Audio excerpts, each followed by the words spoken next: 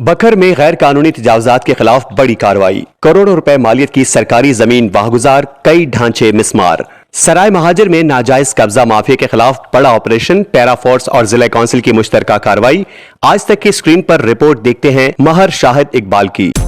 आज तक की वीडियोस देखने के लिए हमारा चैनल सब्सक्राइब कीजिए और बेल आइकन को क्लिक कीजिए ताकि आप हमारी आने वाली वीडियो से बाखबर रह सकें।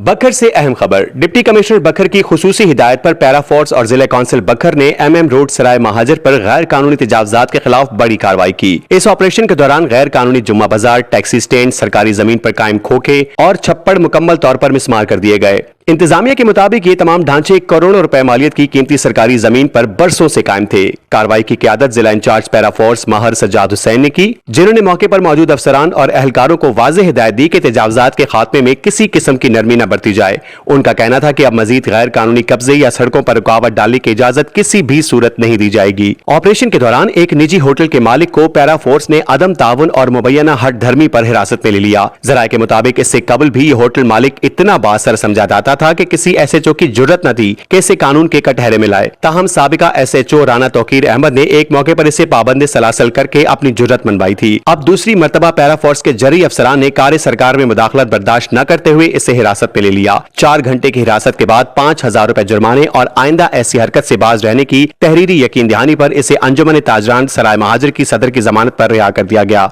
शहरियों ने पैरा फोर्स के इस दलेराना इकदाम पर जिला इंचार्ज महर सज्जाद हुसैन और सब इंस्पेक्टर मलिक नवाब हुसैन को जबरदस्त अल्फाज में खिराज तहसीन पेश किया। इंतजामिया का कहना है कि तजावजात के खिलाफ ये बिला इम्तियाज कार्रवाइयां आइंदा भी जारी रहेंगी ताकि शहर की सड़कें और सरकारी इराजी तजावजात से मुकम्मल तौर पर पाक रखी जा सके। मजीद खबरों और अपडेट्स के लिए देखते रहिए आज तक खबर सच के साथ। आज तक न्यूज, खबर सच के साथ।